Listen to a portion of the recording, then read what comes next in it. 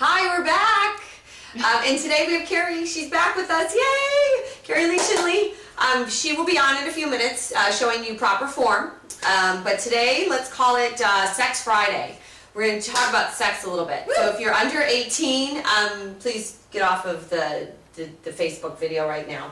And then I'm going to do one little search through my book that we did the first episode, because I'm having a really hard time right now hating on somebody really badly.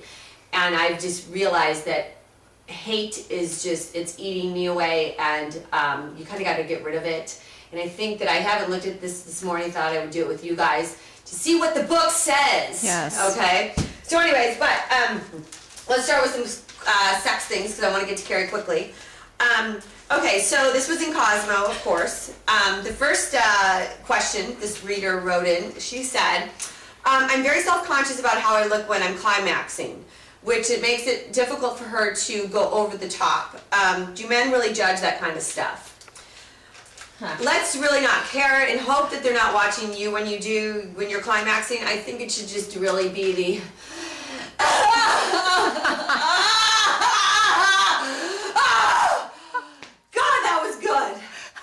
Now, if he doesn't like that, then you know what? Screw him. You have a problem. Move on. That guy sucks. Okay? So now, wait. Can we backtrack for a minute? I thought that now we need to hear from our viewers. Viewers are being a bit shy. It's starting to maybe. Yeah, Marie wants to know what you all think. We really need to hear from you on that, because men out there, is that a turn on when it's a very climactical moment and there's lots of, screaming and excitement and whatnot?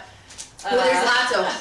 I've always wondered about that. Is that a turn on for men or what? What's the deal? Well, I just know this.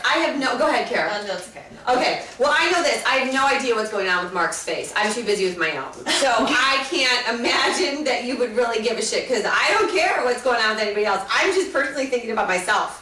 Because it's pretty much supposed to be about yourself, right? Yeah. Okay, cool. Moving on. So, do you guys like it when you compliment the way they look naked, or is that a girl thing? If they do, how should I say it? You should say, wow, your penis is looking hot today, and your biceps are fabulous. And yes, your man will be very happy with that. That is a really good thing to say. So, what would you say they should say, Marie? Kara, any input? What do you say to your man? Do you think a man likes it? Men out there, you won't comment, but email us at tellitLikeItis@gmail.com. Do you like to be complimented? I'm sure they do. I'm sure they do. Yeah. Don't you think? I'd have to. Of course they do. I like to be complimented too, especially when I'm naked. Exactly. Hell yeah, especially after we've had children. Who doesn't? Exactly. So I guess if we like it, then they like it too. Yeah. But we still want to hear from you, men. Yeah, we do. Oh, was there any other questions in this one that I was laughing with? This lady. Her boyfriend made a joke about how they should have a threesome, and she, totally kidding, said that she was okay with having one. Well, now the guy is just kind of keeps dropping hints, but she doesn't know if he's really into it, and she's pretty disturbed by the fact that he might be into it and she didn't mean it. Should she tell him flat out, that no, she didn't mean it, was a joke? What should she do? Marie, what does she do?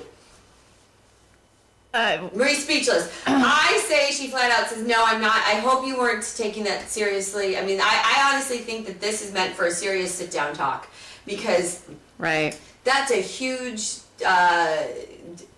axe in your relationship if one wants a threesome and one doesn't, and I say it's time for the sit-down talk. And if that's what he wants, it might be time to move on. And I'm serious, even if you're years into the relationship, because from what I know of people that do enjoy threesomes, it's something an urge that kind of doesn't go away. And I'm not one of them, by the way, but it's something that they enjoy. And I think that if your man is thinking about it, he's going to act on it eventually, and you need to have a talk. Any input, girls? I have to agree with you 100%. Okay. Yeah, okay, perfect. Carrie does too. Concur! We all concur. Okay, so finally, where to meet your future boyfriend? They say stop by the iPad store. No, not thanks. I'm really not into the guy that's doodling with his computer, and neither should you. Craft beers are getting popular, so head to your local brewery. That might be fun. I had to just zoom on the bottle of Patron in the back there. Oh, we love Patron. We Patron shooters. love Patron. They say volunteer with an animal rescue organization. I'm not an animal lover. I actually don't love animals, so that wouldn't happen. Would you guys go to the animal rescue organization? To meet a boyfriend? Yeah.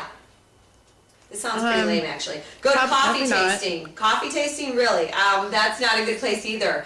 Online dating sites, that wasn't back in my day, but I'm sure it would probably be good. And let's see, sports, go to the or the games, the NBA games, NFL, all of those. Visit the guitar shop. Marie, that's a good one That's for you. what I would do. Marie likes rockers. Visit the guitar shop. I So would do you guys go- have any ideas of where the singles watching us could go meet some cool, think funky guys? We might need to hear from Carrie on this because she's our young She's the single one. single one. I don't know. I need advice. I need someone to tell me. Well, if anybody out there has advice of where to go meet single people, email us, comment, tell it like it is at gmail.com. Okay, lastly, before I bring Carrie on, remember I'm having a really hard day today. I'm really, really having some inner turmoil with my feelings towards someone. And it's not helping me right now. And I really believe it's harder to hate than to let go. And so, let's just do the do. Okay, so what does it say? Start viewing the world by focusing on potentially optimistic viewpoints rather than on the negative prognostications of pessimists and victims. So you know what that says to me? Heather, stop being a victim. Heather, stop feeling sorry for you because that's basically what I've been doing today. I felt like a victim and I wanted to lash out and nail this person into the wall, just kill him, and I felt like a victim, and I'm being pessimistic, and I'm focusing on the negative. And what did it just say? Be optimistic. Focus on the good points of the world. So maybe that's what you guys need to do, and that's a great lesson for today, you guys. Stop being negative. Stop focusing on you being pessimistic, that you're a victim, because we're not victims. We can take control by being positive, by putting good energy out there. And you know what? That's what I need to start doing. Thank you, Dr. Dyer. Okay, here's Carrie. She's coming in, and I'm going to get out of the way here. Carrie, come on in, and she's going to take over. Good luck, Carrie. Okay. Thanks, Hud. Yeah. Okay, you guys. Hi, I'm Carrie Lee, and I'm talking about form today. That's one of my specialties of my training is instructing good technique and form. So, why is form so important, Carrie? First obvious reason, you want to avoid injuries. No one wants injuries, so that's the first reason. Second reason is to actually work the muscle that you're trying to develop or tone or tighten or what have you, so that you can actually achieve change in your body. So I'm not talking about actual weight loss, I'm talking about actually changing someone's body, which is a lot more complicated than just losing weight, okay? Which is part of it, but we're talking about actually just changing the shape. So the first thing that I'm going to demonstrate is a bicep curl, okay? So I'm going to take these lovely dumbbells here. I don't know. Oh my gosh, yes! That's so I'm not sure funny. what this movement is right here. The bicep flexes the elbow joint, okay? So in order to make that happen, you want to align. God, your arms You are want to awesome. align your arm perpendicular to the floor and make this happen, okay? What's happening here, actually I know what's happening here. Anterior deltoid is overcompensating for the bicep, all right? So that means that the bicep isn't getting as much work as we want it to, so we're not isolating it as much as we could. Also, I don't know what the wrist has to do with the bicep. I don't think it has anything to do with the bicep. So keep the wrist straight as you curl up. A great way to do this is to actually go to the wall and put your elbows on the wall. Do your bicep curl with your elbows touching the wall the whole time. You're going to get stronger that way, and then eventually you can come away from the wall. So there's your bicep curl. Okay, second thing that I'm going to demonstrate is a lying hamstring curl. All right. Most people do this wrong. I'm just going to say right now. So you're on your lying hamstring curl machine. The most common thing that happens, buttons Yes. up, right? Yes. And what's happening here? Hip flexors. Hip flexors are overcompensating. In this case, your glutes, your butt is working in conjunction with the hamstring. So when your hips are coming up, it means that the hip flexors are firing when they shouldn't, which means your butt isn't working. Okay? So to do this properly, and the reason why we don't want that to happen is because when you stand up, you're going to be bent from the hip, and then you're going to have this flabby butt sticking out, which I don't think is anything that we want. Right? No, not at all. Right, okay, so you're gonna glue, and I mean really press your hips into the pad as you curl up for your entire movement. Most of the time, you're gonna have to lighten the weight in order I was gonna to say, do Carrie, this. so you lighten the weight then. You're gonna have to lighten the weight, because Okay. otherwise this happens, right? Right. So lighten the weight, all right? And then, of course, you're gonna get stronger, and what happens as a result of that is that you have a nice tight booty along with your nice tight hamstrings. Okay, the last exercise that I wanna go over is the bent over row. Now, this is a very actually complicated movement. And what does the bent over row work? Which muscle group? The bent over row is working your lats. It's also working your rhomboids, and thirdly, your biceps. The primary mover is your lats. Okay, so you're having... Which your lats would be right here. I don't know what you're... This. Here, yes, Here, yeah. here. Okay, right there is the Yes, lats. so the Okay. V-taper, your Right. lats that come down, they connect from all the way from your humerus all the way down to your spine. Okay, so your bent over row, ideally you want to have your back parallel to the floor and straight, and then you're going to pull up, squeeze your shoulder blades, keep your elbows in. All right, this is complicated because you have hamstring range of motion involved, you have all the postural muscles involved in your back, and what happens that I see a lot of times, this Yes. is yes. what happens. Because it's What too is heavy this? too. Right. And for the men out there, I don't care how much weight you're lifting. There is nothing more of a turnoff than a rounded spine in the weight room floor. I don't care how much you're lifting, okay? I don't.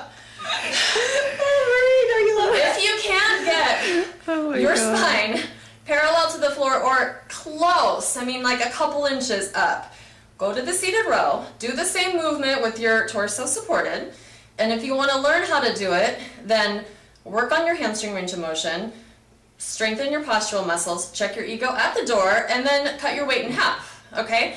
And you know what's hot about that? Right. Is because if you have persistence and patience and you keep doing it that way, you're going to get stronger, and eventually you're going to be able to do the same amount of weight with a straight So, back. but you should start out with lower weight also, correct? Yes. You're going to be able to do the same amount of weight with a straight back in good form that you did with the rounded back, and then you're going to stand up with this wonderful V-taper instead of a rounded back. And all your buddies are going to come up to you in the gym and say, dude, how'd you get so big? Right. And you go, thanks, proper form, bro. Now, for the woman, That's though, funny. I mean, this really does help your shape overall. It helps your shape because it makes your doesn't waist make your look waist look smaller. smaller. Okay, Yes, so Carrie, yes. do your, I mean, if you're comfortable, the pose to emphasize the muscle that you're talking about, and so that we can see how it does make your waist look teeny. So if you look, see how her lats are going, I'm doing do you want me to do competition? Like, you see Yeah, that? so- They bulged out there. see how her back goes wide and it tapers and makes her waist and her hips look a lot more smaller. Isn't that what you look for, right, Carrie? Yeah, correct. That's- I mean, we're not all walking around with, posing suits on. We're not all posing when we go out at night. I mean, Right, but it's just that. We don't- But Yeah, it's a but- good look. I mean, it's something to go for. Okay, Carrie, can I ask a question just for the viewers because we have still a few more minutes? I just Yes, make yes. sure. When you're doing bicep curls, okay, and you trained me and stuff, how many different exercises of a bicep curl should you do in your weight workout? it depends on where you're at in your split. Me, if I'm You. building, okay, if I You're want to build building. and I'm doing back and biceps, but and my bicep is so small, how many sets of bicep curls should a person do? If you're building, I would probably say three. Three. Or sets are exercises. Sets, different exercises. Okay, so I'd say 3 different exercises, Three different 3 exercises. sets. Three sets of each. approximately. 3 sets of each. Okay. Yeah, and when you you want say the 3 volume. sets of each, it's 12 to 15 reps. If you really want to be in putting on mass, then you're going to go even lower. You're going to go like 6 to 8. If you want to Okay. maintain, probably 12, 10 to 12. Okay. And then, or even, 15 is kind of like your go-to weight for, a girl that just wants to stay Okay. slim, toned. It's, again, it really just depends on how much muscle you have. If you have Questions, the go foundation, to- okay, if you have the foundation, if you have the muscular, you have the form and all that, and all you're looking is to maintain. And next week, probably, we don't know which day yet. We'll figure it out. Nutrition topic. Nutrition. And next week will be nutrition. Robin Rath will be out for autism. Have a great weekend. Thanks. Bye.